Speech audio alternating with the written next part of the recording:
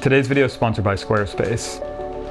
So I'm a few months in now to my darkroom printing career, which started late last year with learning how to make black and white prints again.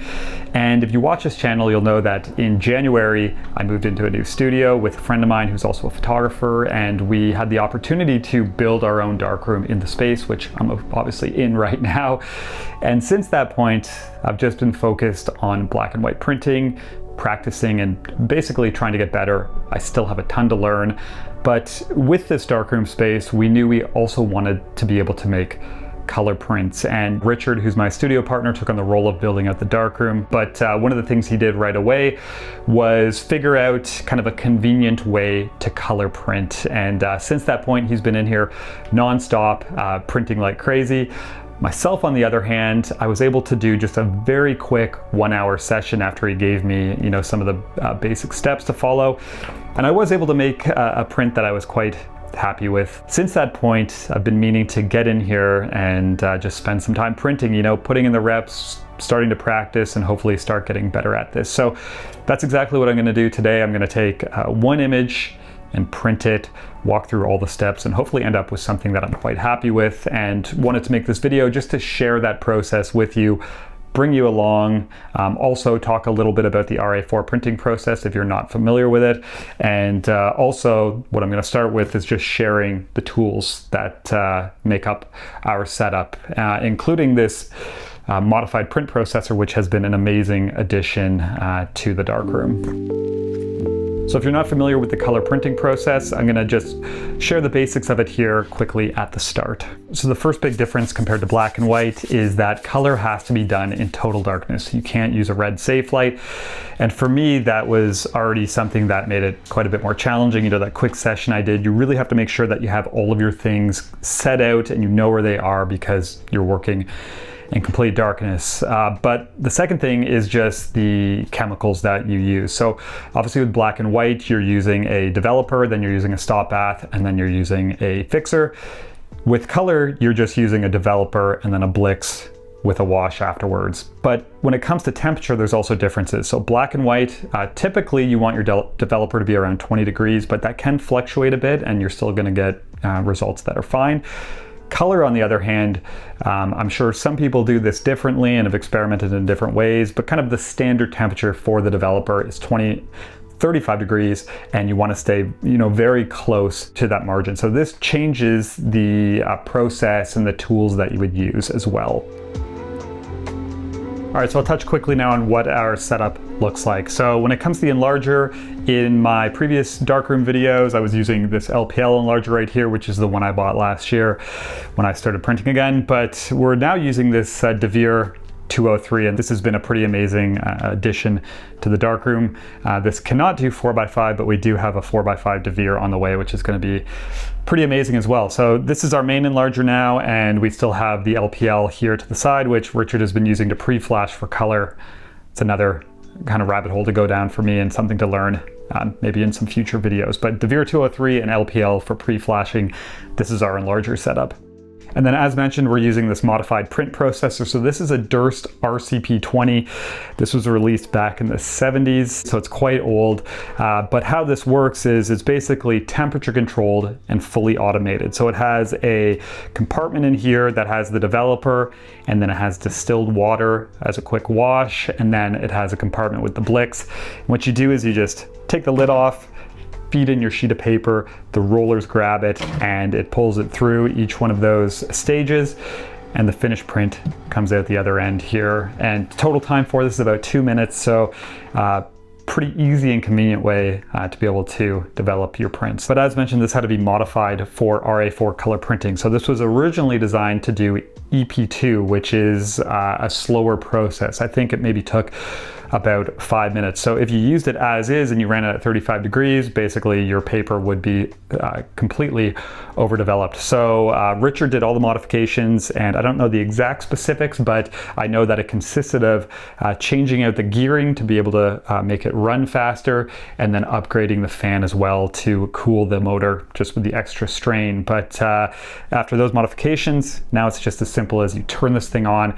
set the thermostat, you let it heat up, and like I said, you put your paper in, and away it goes. So yeah, amazing addition to the darkroom. But that's kind of the setup. The Devere, the Durst paper processor, and I think we'll get set up here and get into making this print.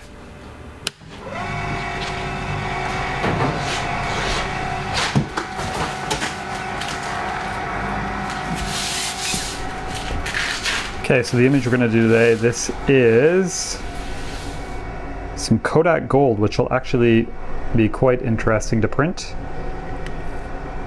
And this is an image that is a favorite of mine. This is up in North Wales. And I'm actually quite happy with the scan of this one on the front here. So just be curious to see how this one prints.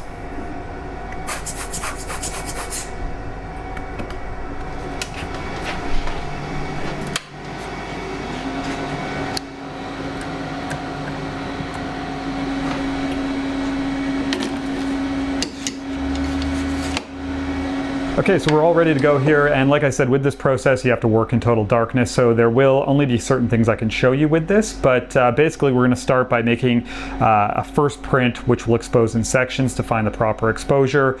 Once we've found one we're happy with, then we'll make a print, we'll see what the color's like, and from there, if we need to, which we probably will, we'll have to adjust the color head to fix any casts that are present. So for this, you would mostly use magenta and yellow in varying amounts to fix certain things. We have this handy chart here on the wall, which basically is like a cheat sheet to tell us the correction needed. So for example, if the image is too yellow, you would add yellow.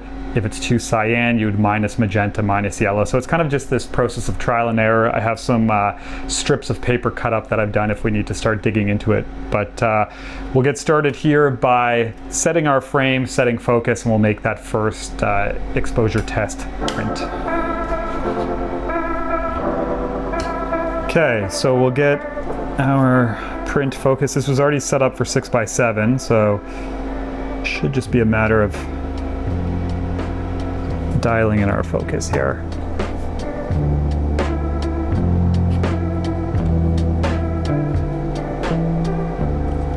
Okay, that looks pretty good to me. So I'll remove this dummy sheet.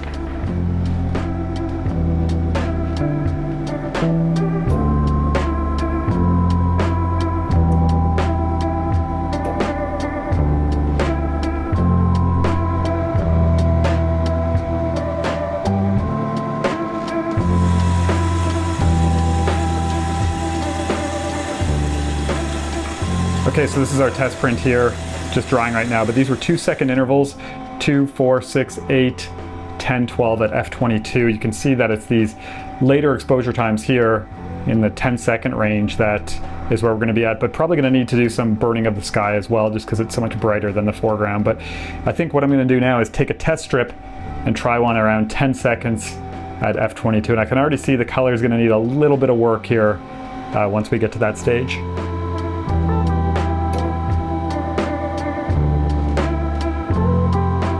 So we'll take a look at the first test strip in a second. Just have to take a quick break now to talk about the sponsor today, which is Squarespace.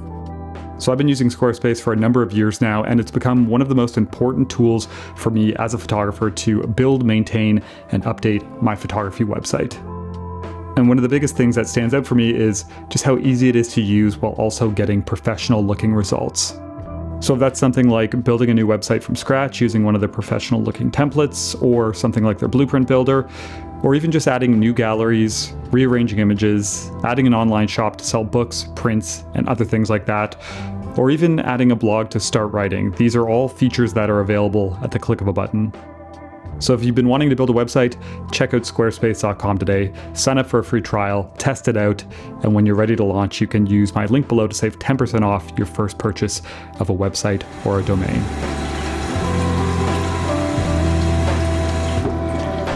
Okay, so this is the strip that I just did. This was 10 seconds at f22. And this area actually doesn't look that bad. I think I would maybe give it just a little less exposure. I do want it a little bit moodier, but as you can see, the sky is gonna need some burning. So I think I'm going to take another one of these test strips, and I'm going to go for maybe 9.5 seconds. We'll see if that gets us close, and then we'll maybe make a full print. I can already see though that this will need a little bit of work on the color. I do want it cooler, but it's a little bit maybe too cyan right now. You can see in the shadow areas, but we'll worry about that in a minute.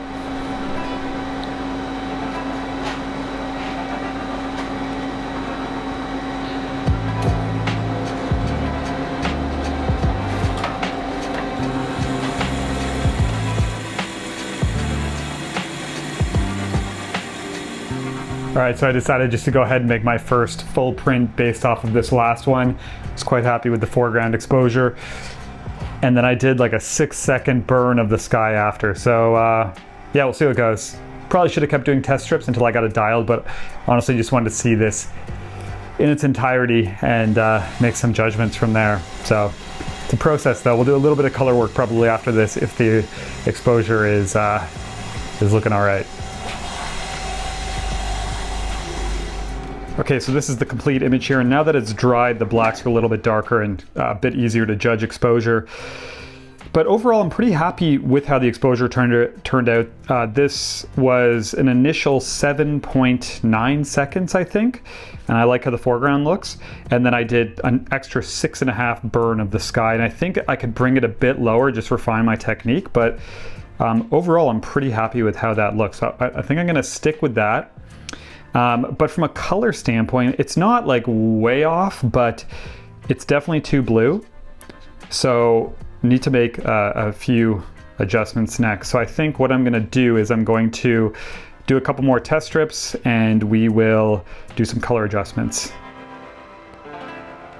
So like I said earlier, on the color head here, you would adjust your filtration, essentially, your different colors to adjust for cast. I showed you that cheat sheet. So on here, like I said, this is too blue. It's actually quite blue. I do want it to be cooler, but I think what I'll do is try and remove some of that. So if I look on this sheet, we want to minus yellow. So I'm at 85 yellow. I'm going to go down to 75. Go a little heavier right now. And then I may add just a little bit of magenta. So I'm going to want to minus magenta. Just too much green. So I might even just go down to 75. I'll just remove 5. Magenta was at 80. I will make one kind of center test strip. I won't worry about the sky right now. We'll see if that gets us closer.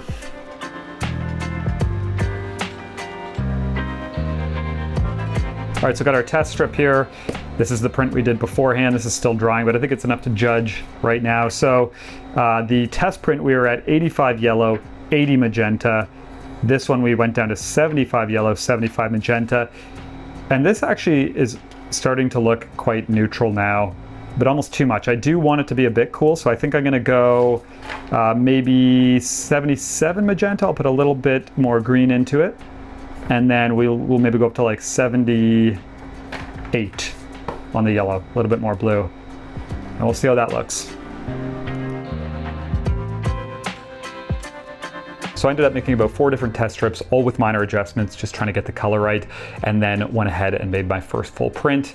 And after that, I think I made about 2 more and ended up with this one right here, which is where I kind of finished the day. I actually thought that I was pretty happy with how this one turned out, but I came in the next day, you know, took the print that was fully dry, looked at it under the window light, and realized that it was still quite blue overall, and there were some tweaks that I wanted to make. So I jumped back in the darkroom the other morning, and I think made 3 or 4 more prints with some minor adjustments and ended up with this one, which I would say, looking at it now, I'm probably like 90% happy with. It could use a little bit more, but definitely helped correct some of the things that were going on in this one. So I'll bring the camera overhead and I'll show you each one of these individually in a little more detail.